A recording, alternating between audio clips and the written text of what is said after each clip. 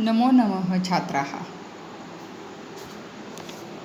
समोर तुम्हाला दिसतंय अष्टमी कक्षा संपूर्ण संस्कृतम आमोदः हे तुमचं यावर्षीचं संस्कृतच्या पुस्तकाचं नाव आहे.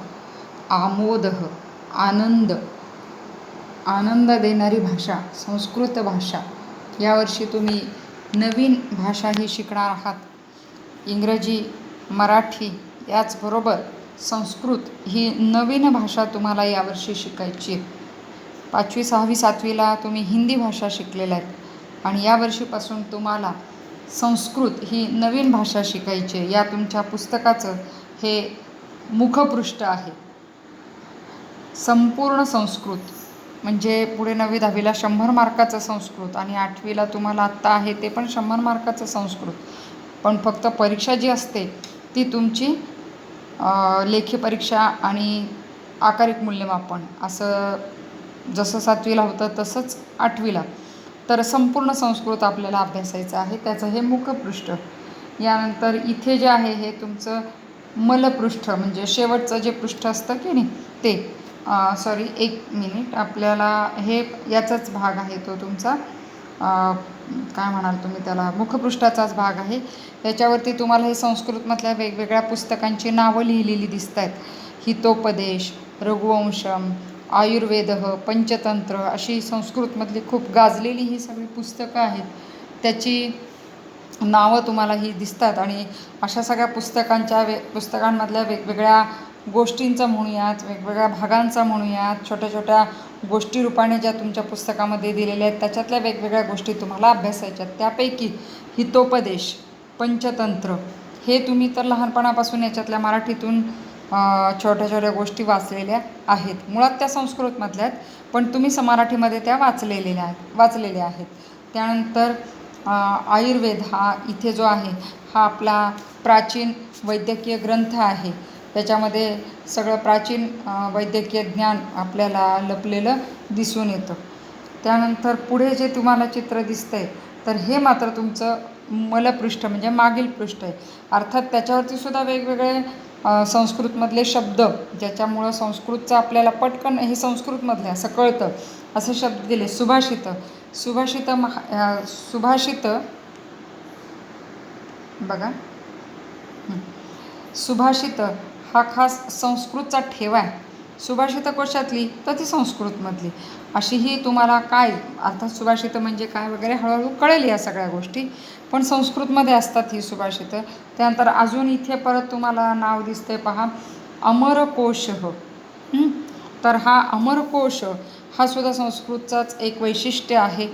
तर हे सगळं आपल्याला हळूहळू अभ्यासायचं. जसं आपण पुस्तक शिकू तसतसं या सगळ्या गोष्टी तुम्हाला शिकायला मिळतील. फक्त मी तुमच्या आत्ता लक्षात आणून देते ते पुस्तकाचं मुखपृष्ठ आणि मलपृष्ठ की ज्यावरती तुम्हाला संस्कृतमधले वेगवेगळे नवीन नवीन शब्द कधी मराठी माध्यमातून माहिती झालेले आहेत, कधी आत्ता तुम्ही ऐकताय असे शब्द तुम्हाला त्याच्यावरती दिसतील. तर ही भाषा आपण का शिकणार आहोत तर याच्याविषयी थोडंसं मी तुमच्याशी हितगुज साधते. आपण त्याविषयी जाणून घेऊयात.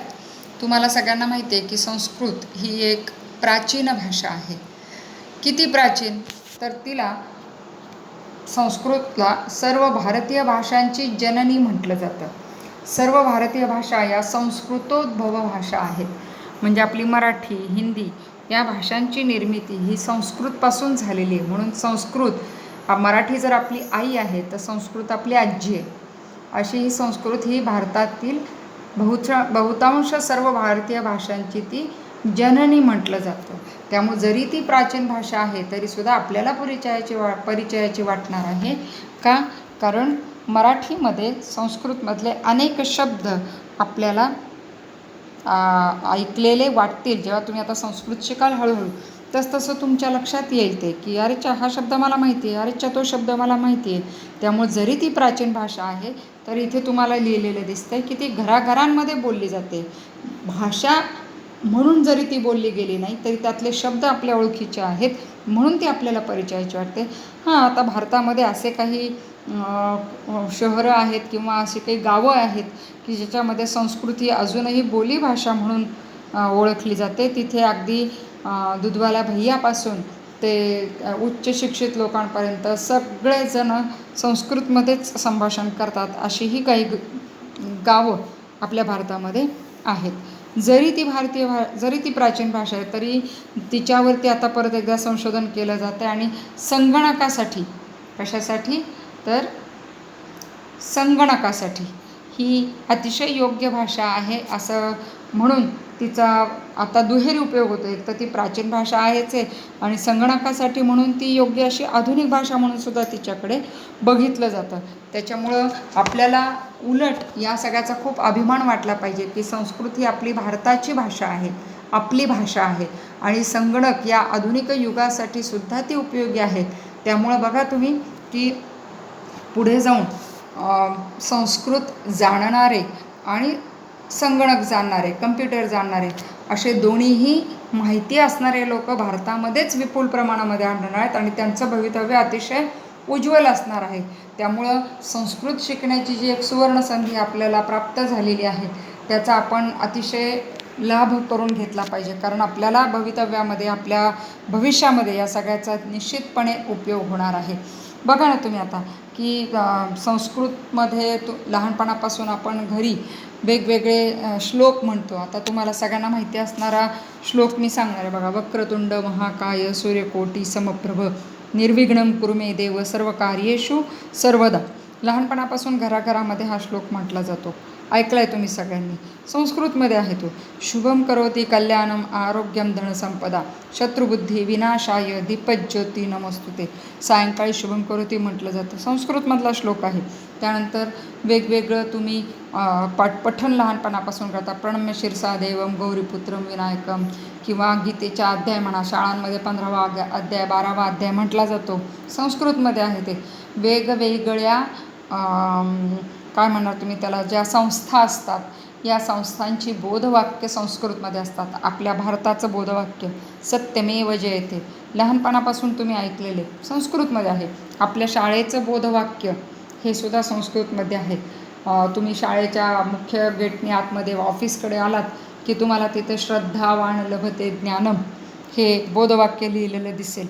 कशामधलं आहे हे? संस्कृतमधलं आहे. त्यामुळं आपल्या अवतीभोवती घरी दारी असे अनेक शब्द आपल्या कानावरती पडत असतात की जी आपण श्लोकांच्या माध्यमातून शिकलो आहेत, बोधवाक्यांच्या माध्यमातून शिकलो आहेत किंवा असे शब्द आहेत की जे आपल्या परिचयाचे अंगवळणीचे आहेत, कारण ते आपल्या मातृभाषेतून आपल्यापर्यंत आलेले आहेत. असे अनेक शब्द तुम्हाला या संस्कृतच्या माध्यमातून ओळखीचे वाटतील.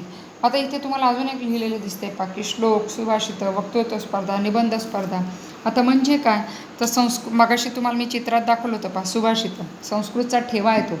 जेव्हा तुम्ही वेगवेगळ्या निबंध स्पर्धा, वक्तृत्व स्पर्धा यांच्यामध्ये सहभाग घेतात तर ते अधिक फुलवण्यासाठी तुम्हाला वेगवेगळे श्लोक वापरावे लागतात. हे श्लोक, हे सुभाषितं हे संस्कृतमधनं आलेले असतात. जेव्हा तुम्ही याचा वापर करता तर परीक्षकावर एक छान छाप पडते की अरेच्या या मुलाला बरंच येतं आहे बरं का, आणि बराच अभ्यास केला आहे, याला माहिती आहे, असं एक छान तुमच्याबद्दलचा एक छान दृष्टिकोन परीक्षकांच्या मनामध्ये निर्माण होतो आणि तुमचा वक्तृत्व स्पर्धा, निबंध स्पर्धा हे चांगलं म्हटलं जातं, समजलं जातं. त्याचा योग्य वापर तुम्हाला अधिकाधिक गुण मिळवून देण्यासाठी उपयोगी ठरतो. तर त्याच्यामुळे तुमचा जितका याचा व्यासंग तुम्ही वाढवाल, जितकं हे अभ्यासातनं शिकाल तितका तुम्हाला या सगळ्यासाठी फायदा होतो. आता संस्कृत भाषा ही अगदी IIT सुद्धा वापरली जाते, शिकवली जाते. तिथेसुद्धा त्याचा अभ्यास केला जातो. त्यामुळे आता याचा वापर इतका प्रचंड वाढलेला आहे की तुम्हाला या सगळ्याचं खूप उज्ज्वल काय म्हणूया त्याला भवितव्य तुम्हाला समोर दिसणार आहे. आता ही जी काही संस्कृत आहे तर ही जी संस्कृत भाषा आहे ही खरं तर म्हणजे मगाशी तुम्ही चित्रांमध्ये बघितलं बा सुभाषितं तुम्हाला वाचता आलं, हितोपदेश. आता मराठीमध्ये आपण हितोपदेश तुम्हाला माहिती आहे, फक्त ते जर संस्कृतमध्ये जर लिहायचं झालं तर इथे नीट खरं लिहिता येत नाही, पण मी तरीही प्रयत्न करते पहा. हितोपदेश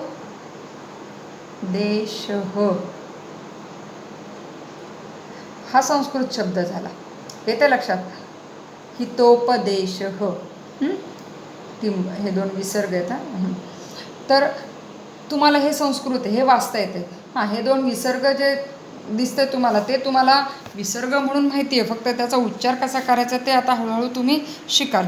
पण तरीही तुम्हाला ते वाचता येतं. का वाचता येतं? कारण मराठीची, हिंदीची, संस्कृतची जी लिपी आहे, ही लिपी आहे देवनागरी लिपी. येते वाचता सगळ्यांना. मी मराठीत लिहिलं आहे का हे? संस्कृतमध्ये लिहिले, पण हे तुम्हाला वाचता येतं कारण मराठीची आणि संस्कृतची लिपी सारखी आहे. मी जर मराठीमध्ये राम शब्द म्हणणार आहे तर संस्कृतमध्ये पण मी रामच म्हणणार आहे, किंबहुना तसंच लिहिलं जाणार आहे.